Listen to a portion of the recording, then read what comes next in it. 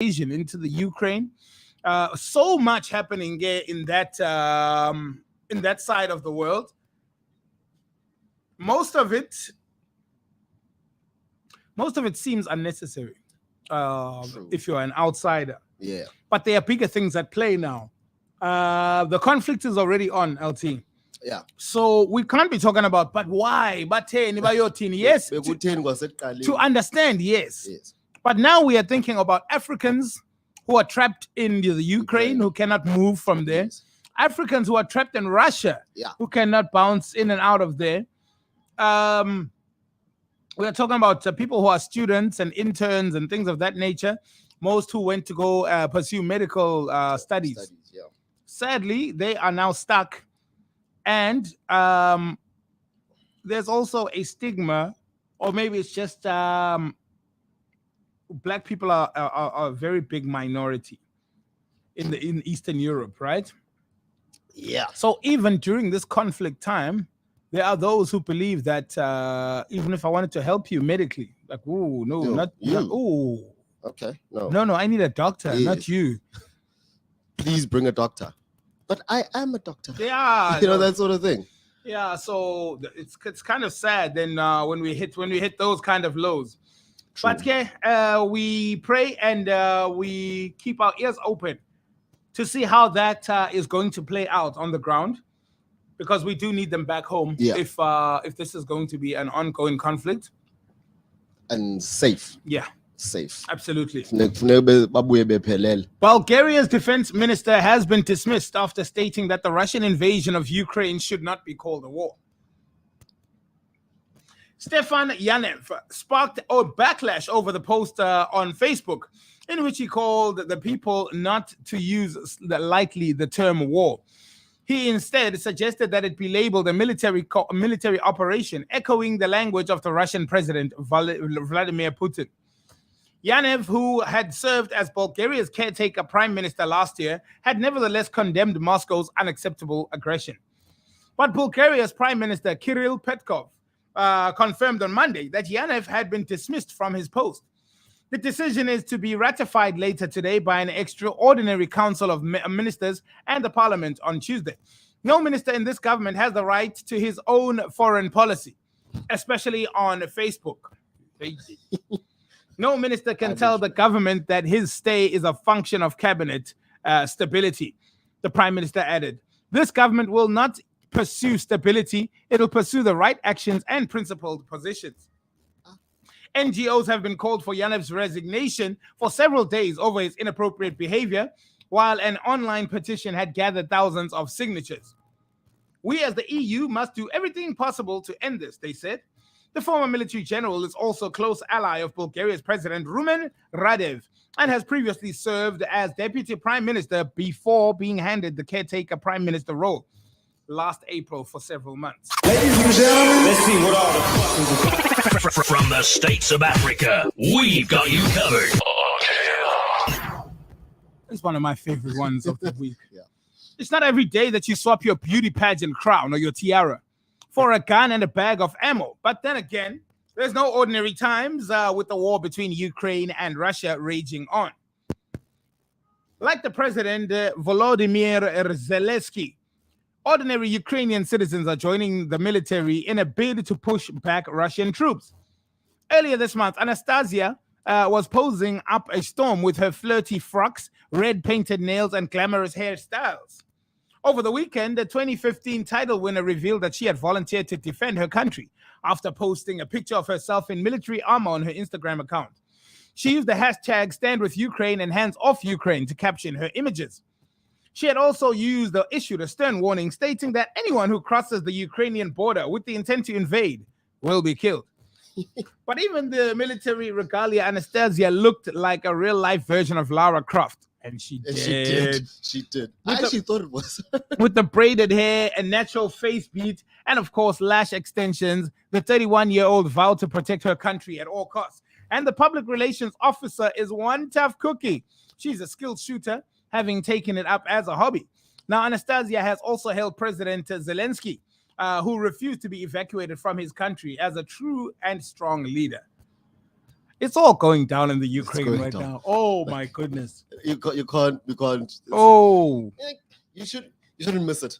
Mm. Can't miss it. A lot is going down in the Ukraine right now. Miss Ukraine picked up a gun. The president was telling ordinary citizens, if you are between the ages of 16 and 36, your family can evacuate. Yeah, When come and get your gun. Yeah, come get your gun. Come get yeah, come. He's a man. He's a man now. Buya boy nangu wako. Nangu wako. That's AKA. Jonga nizawutrainwa pha ngamjiko pha So it's going down there, and serious things are going on. Ordinary citizens, they have said those who are not fleeing, please won't you make some petrol bombs and keep them in your house just in case you see some Russian troops, and then if you do, just hoist some on top of them. Yeah, since we had war, so they're not forgiving our people. Yeah, so maybe let's push back a little bit. Yeah. I got a question.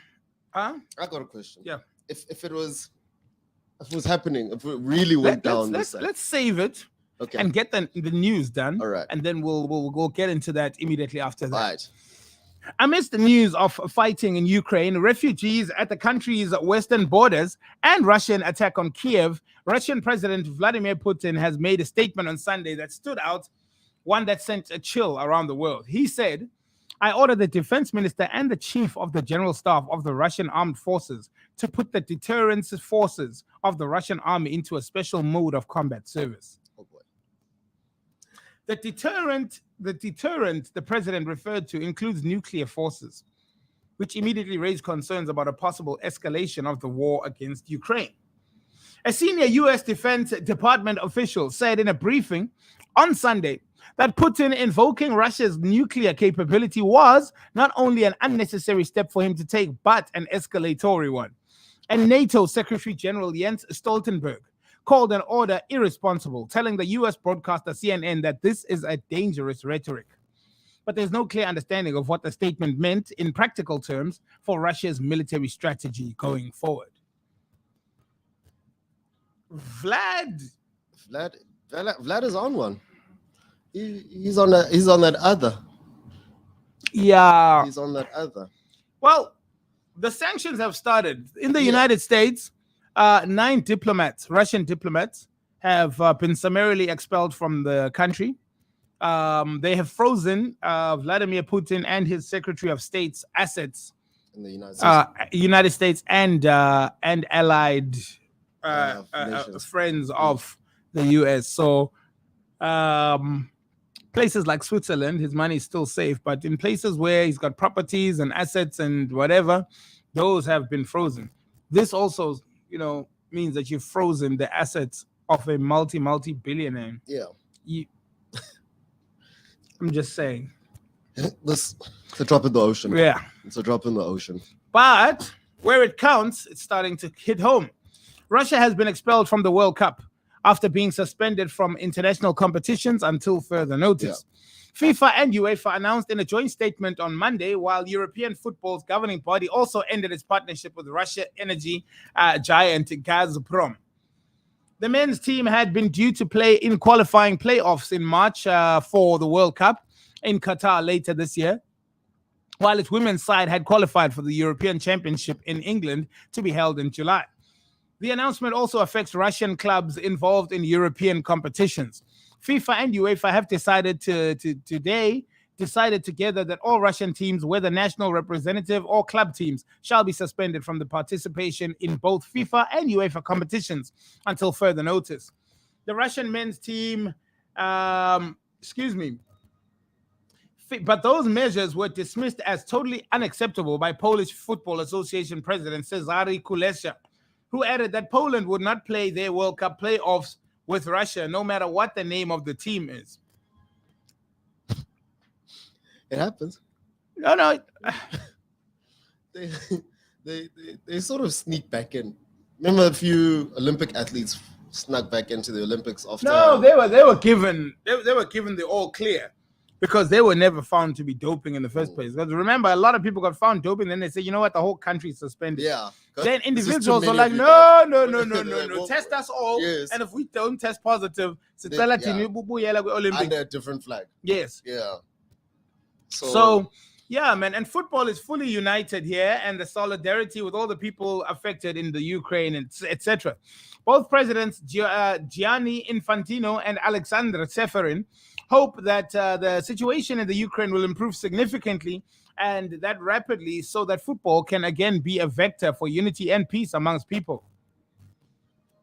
So that should be interesting. It should. South Africa wasn't anywhere close to qualifying, mostly. By that I mean, is there not one of another chance of us getting in? There's one of those through one of those mathematical. There's those backdoor. One of those mathematical situations. There's a backdoor Right. qualifications. So, driving school operators, LT, in Gauteng have closed several licensing stations in the province as they protest over changes in the online booking system. The Road Traffic Management Corporation is planning to go to court to stop the protest, which has impacted a number of people who can't renew or collect their licenses. On Thursday last week, the National Driving School Association of South Africa embarked on a protest for the RTMC, introduced new features on the online booking system, which requires the profile of an applicant to be created. In the new system introduced on February 17, a person must create a profile by providing an email address, cell phone number, and other personal details before they renew their driver's license or motor vehicle disc. It is also required one to receive a one-time password. A profile is also required when one wants to get a slot on the NATIS system to renew the driver's license. This new process has meant that drivers and motorists who use driving schools and secure slots quicker for a fee will no longer be able to do so, as the system is a lot stricter. It happens. Let me see if I can decode this. The National Driving School Association is complaining about the fact that they can't use Mshigashiga to get people dates. Basically, they are complaining that that cuts into their work. And it's one of the services that they charge for. Yes, so as a value add. Yes, I guess. It's one of the services that they charge for. And there was a consideration of certain preferential dates that are given to that particular profession. So now it's the computer doing everything. Yeah. And people saying, well, I'll go do it myself. If there won't be a need for a middleman. Exactly. Now they'll just be paying for listings. So it's a little bit deeper, but that's, I know. guess. But now, what is the legality of it all? Is there? Well, it's the Road Traffic Management Corporation trying to streamline a process, which is fine on their side. Yeah, I'm asking about now the driving school association. Well, they are complaining because it's been an understanding. I see. It's been an understanding, and so they weren't consulted. Yeah, and then they weren't consulted about this new change. And the change is the one that's going to, it's going to affect the pocket. Roman Abramovich has been branded a coward as Chelsea trustees raise concerns and hold off on the stewardship takeover. Chelsea trustees are yet to take over the stewardship of the club from owner Roman Abramovich after raising concerns in a meeting and reports as claimed. Now, the Russian invasion of the Ukraine remains at its forefront, a humanitarian crisis. However, it has already had far-reaching consequences in world sport. Indeed, UEFA stripped St. Petersburg of the Champions League final last week. Paris Stade de France will now host the showpiece in May. But the spotlight has more recently focused on Chelsea. Their owner, Abramovich, is a Russian billionaire. He has links to the Russian state and alleged association with corrupt activity and practices. In fact, Labour MP Chris Bryant claimed last week that the 55-year-old should have his assets seized. Mr. Bryant also questioned whether Abramovich should be able to operate in the UK, let alone run a football club. The situation at Chelsea remains unclear, with 6 trustees all having major commitments away from the foundation. Bruce Buck heads up the 6 trustees as Chelsea chairman.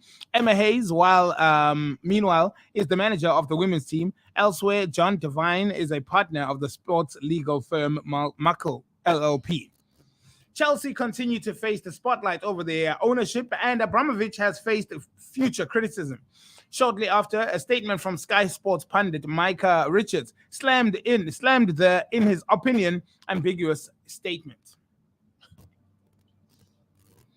So yeah, Abramovich, closely linked to the state, had applied for a visa for somebody who wants to live and do business in the UK on a permanent basis to be able to buy property, but given a visa to operate and continue as he has been doing, because he does own the football club, yes. Chelsea. Yes. He has since withdrawn that application because of the simple fact that his association with the Russian state has come into question. Before they went through his application, he quickly withdrew it and is now trying his best to see his new way that he's going to find to get in. But apparently, the English are not very happy with him. No.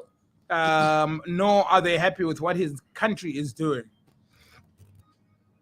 Australian Rugby League international Blake Ferguson said on Monday he could hardly stand up after a month in a Japanese prison and would plead guilty to drug charges that derailed his career. Ferguson was arrested over an alleged assault and possession of illegal drugs in Tokyo last month as he prepared to make his rugby union debut with top flight club NEC Green Rockets Tokatsu. Instead, he was thrown in jail, and his contract, reportedly an Asian $1.5 million, 16.6 million rand, was torn up. The 31-year-old is now free but remains in Japan, awaiting a court appearance in March. He says, "I'm going to plead guilty, and they will hopefully show me some leniency. It's important that I accept responsibility. I got myself into this mess, and there's no time or anyone else to blame." Ferguson, who played more than 200 games for the Australian clubs, has appeared 7 times for the national team. He said that was being jailed was lonely and boring, with his phone confiscated and no contact with his family. It was just some Japanese guys who couldn't speak English. I read a few books, but that was about it. The food was pretty ordinary, and I really got bad, and I got a really bad back. His agent, Sam Ayub, told the newspaper it was too early to say whether Ferguson would play rugby again. So you go, tough call. Yeah. Further afield and more abroad with this beautiful but conflicted continent of Africa, the Nigerian government has expressed its disappointment at ongoing reports that maltreatment of some Nigerian nationals attempting to flee the Ukraine. In a statement on Monday, February 28th, the government urged customs authorities in the Ukraine and neighboring countries to treat its citizens with dignity amid growing accusations of racism and at the Ukrainian border. Like hundreds of thousands of people, many Africans, mostly students, are trying to flee the Russian invasion of the Ukraine by reaching its neighboring countries. A total of 4,000 Nigerians are still stranded in the Ukraine. There have been unfortunate reports that the Ukrainian police and security personnel are refusing to let Nigerians board buses and trains.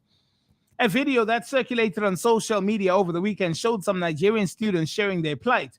Mr. Shehu said there were claims that police officials, Polish officials, had refused the Nigerian nationals' entry to Poland. It is important that everyone is treated with dignity and without fear or favor. Ladies and gentlemen, let's see what all the fuck is. From the states of Africa, we've got you covered.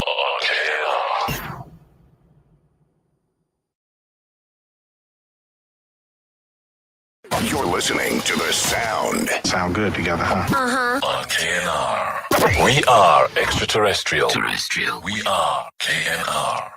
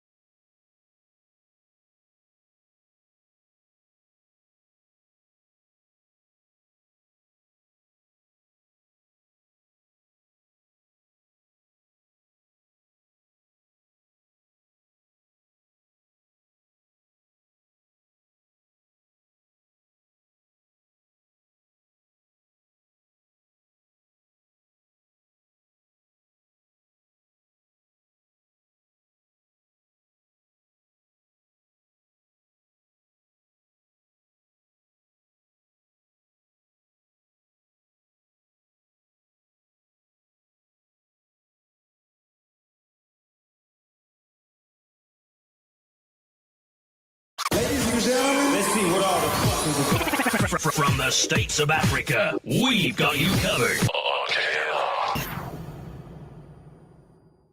You're listening to the sound. Sound good together, huh? On KNR.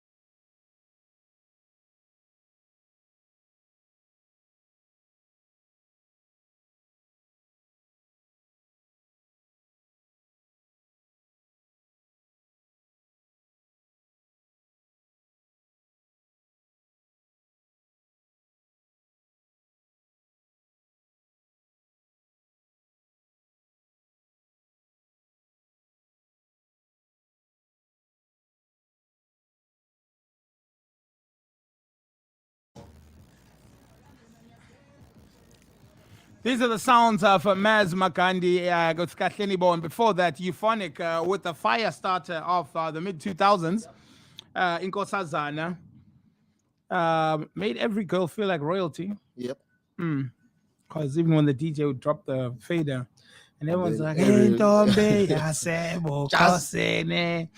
then you look around, you're like, Yep. all right. Okay. All right, Inkosazana. Okay. So what you...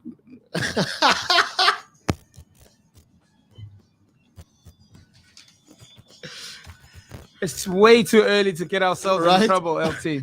It's Monday only. KNR Cares, in partnerships with helping those in need, is looking for your help in achieving the success of the Winter Warmth Drive 2022. We plead with you to search those boxes and storage bags because someone out there really needs anything warm that you may have just sitting there gathering dust. Winter is no joke when you have nowhere to go to protect you from the cold. Now, we know how lonely it gets when even the elements are working against your well-being. During these tough times, we're attempting to collect 1,000 items to be handed over on the 31st of June, 2022. Drop your donation items at Keith and Gessie Radio, 6 to 8 Donald Road in Vincent, opposite game across the street from Vincent Park. We would love to see the collection stack grow every day to ensure that many children, women, and men get to realize a warmer and better winter. Drop your donation items and let's make it happen. Let's make it happen together for those we refuse to leave out in the cold. Helping those in need because KNR cares. 8 minutes now before 10 a.m. It is the 1st of March, 2021. Not a bad day to start it off. I can tell you this, though. I know there's some people who's thinking about March. It's Human Rights Month, man. March. Focus. But Human Rights Month should be every month. Right. There shouldn't be a month where people's human rights are not being respected or given the attention that it deserves. Also, human rights are basic. These are not things that we need to debate. If you know that whatever you're doing or saying to somebody is probably offensive, chances are you know very well what you're doing is wrong. Yeah. Especially if you're grown. Not even. When you are young enough to know better. Yeah. And can still recognize that, no, but that was offsides. True. Or if it feels bad to you, it probably is bad for you. Yeah. Anyway, today we are, or might be joined by the acting consulate general from the United States, talking about this issue that's happening in Ukraine, with Ukraine and Russia, who are at war currently, but also the other nations around the world, kind of watching closely as to what's happening there, also looking at where the direction of this conflict is going. So to give other nations an opportunity to talk, we'll be opening up to the diplomatic community to kind of hear what each and every one of the different nations, what are they saying? What are their nations saying? And them being the mouthpieces of that nation within our own borders, make them the most relevant people to speak to for us about what's happening in that conflict. And maybe some, perspective will be shared about, the intention behind this thing, how long this thing has been building up behind the scenes, and why it's happening now at a time where at the Geneva Convention, for instance, after the Second World War, Europe said never again. Yeah. Well, here we are. 2022, and again is now. So we really, really, really do need to have one of those looks at if this is not maybe the beginning of another long stretched out conflict that we're going to all blame on this point in departure, but as and when people go from sanctions to embargoes, and then eventually going straight into jumping into the war,